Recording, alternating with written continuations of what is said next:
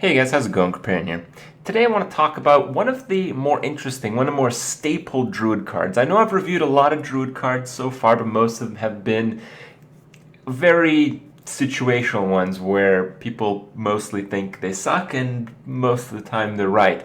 But today we're going to talk about Grove Tender. Grove Tender is probably one of the sickest cards released in GVG, and we're seeing that. It's in just about every Druid deck. A lot of people who are playing the Savage Roar Force of Nature combo ×2, playing a very classical deck that really hasn't really changed much at all. Maybe they've added a shredder or something like that since GVG has come out. So that deck doesn't use it, but just about every other Druid deck does. And there's a very good reason for it. Now, when I originally looked at the card, it seemed pretty good, but in practice, it's really, really good. And there's a few things I didn't quite realize. So the main thing is Druid has cards that are very flexible, and this is one of them. It's a very flexible card, and both options are very good. So right now, Mill Druid is not really a thing, but maybe a thing. So this card, you can use it in Mill Druid, which I have. Drawn one card to each player, and you can use this in a regular type of Druid when you're out of cards and you're pretty desperate. Well, drawing one card for each is pretty good. Now, when you compare it to like Collei Oracle, it's a lot better because, yes, while it's still 3 mana for the same type of card where it draws cards for both players, the stats on this creature are much stronger. 2/4 is significantly stronger than 2/2, as a 2/4 creature can often kill 2/2 drops, where 2/2 sometimes doesn't even kill one, and that's kind of a big deal. Also, the flexibility is very big. The option to give a mana crystal to each player can be very clutch. So if you're playing like a very rampy Druid deck, some people have actually replaced Wild Growth with this card. Some people have augmented it by having both in their deck and just really, really ramping into the high-cost minions. And it's very effective for that. And I've also noticed that this effect to basically Wild Growth for both players, because you get the mana instantly, it's not exactly like Wild Growth. It's not like you pay 2 mana now and get an extra one next turn. You play this card and you get an extra mana crystal this turn that you can use.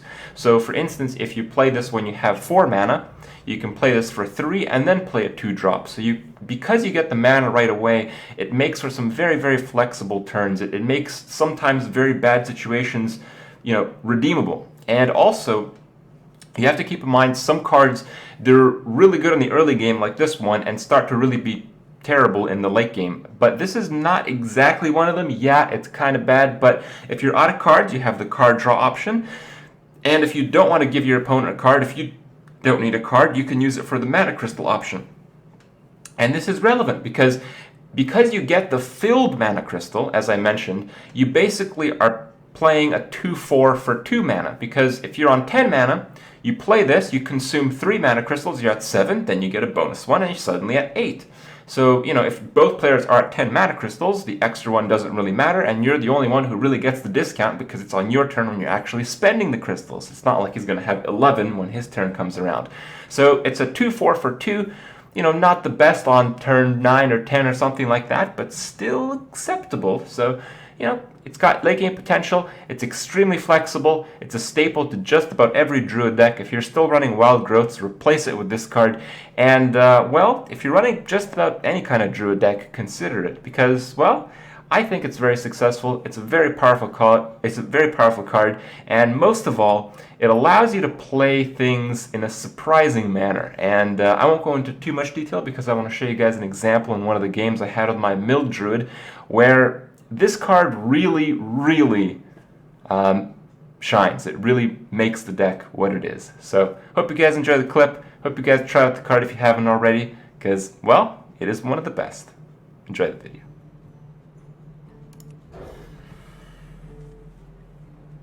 This deck is very poor against Hunter, but I've won some matches. It's not hopeless.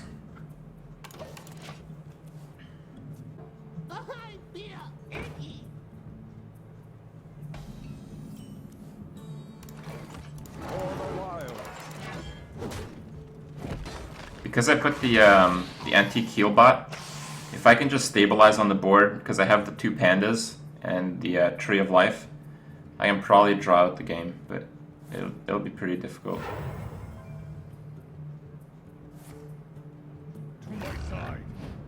Ouch. I can Wrath here. Let's just draw.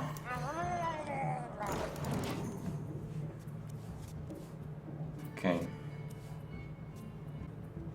Bring out your dead. Mind if I roll need?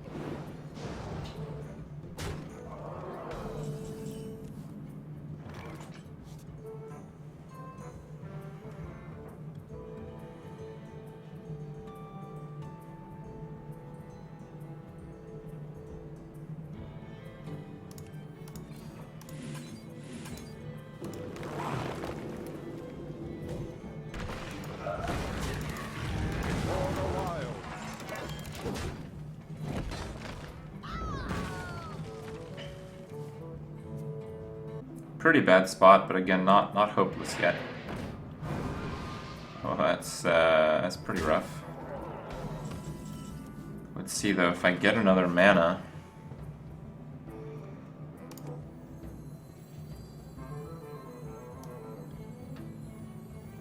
I must safeguard the land. For a while. Ready to ride. Oh my god.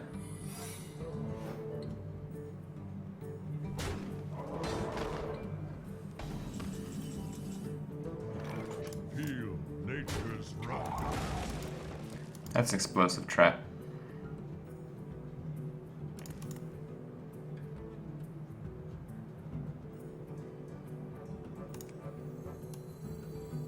Ah, the great outdoors.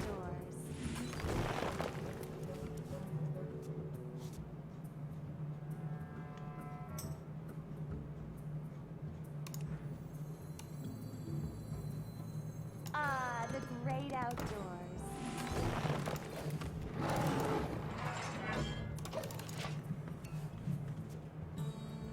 I gave myself another mana so I can Tree of Life next turn.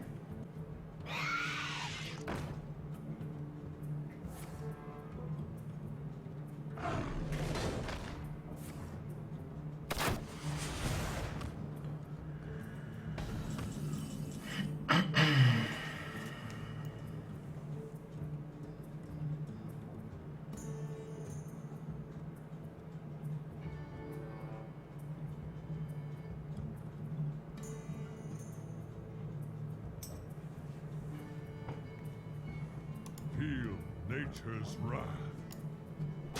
Oh. Trouble?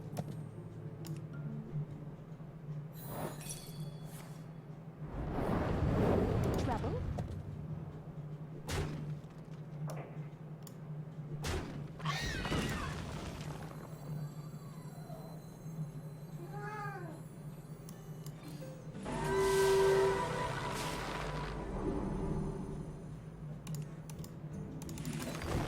For the wild.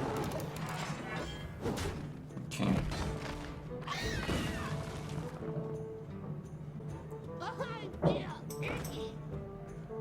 I'll show them. I'll show them all.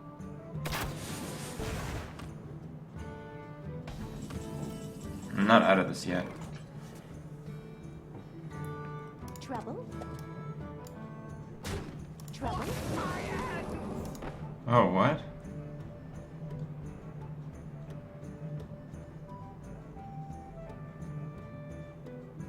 Trouble? For the wild. I want to save. I'm not gonna mill him right now because I mean I can't even mill him. I only have a few draws, but I want to save the panda for when I get the anti-kill bot. To my side. Liak, kill command again. Okay.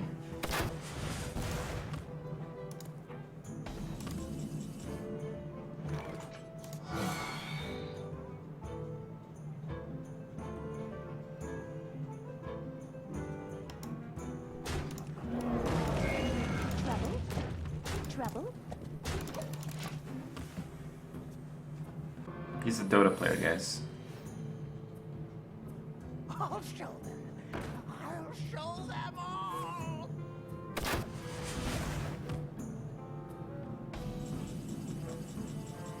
Trouble? Trouble?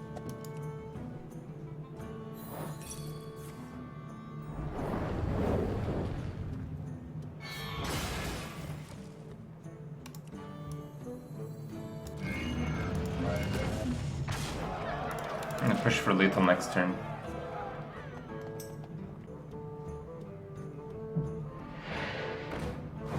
Cane Golem again. Wolf Rider. Creeper. Face.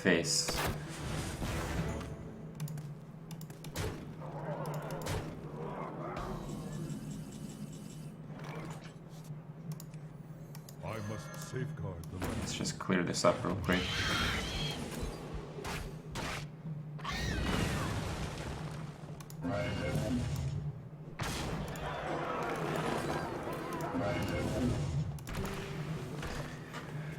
Alright. We just beat Super Cancerous Face Hunter. Played by a pro, of course. Alright. Hey, the deck can kind of beat hunters.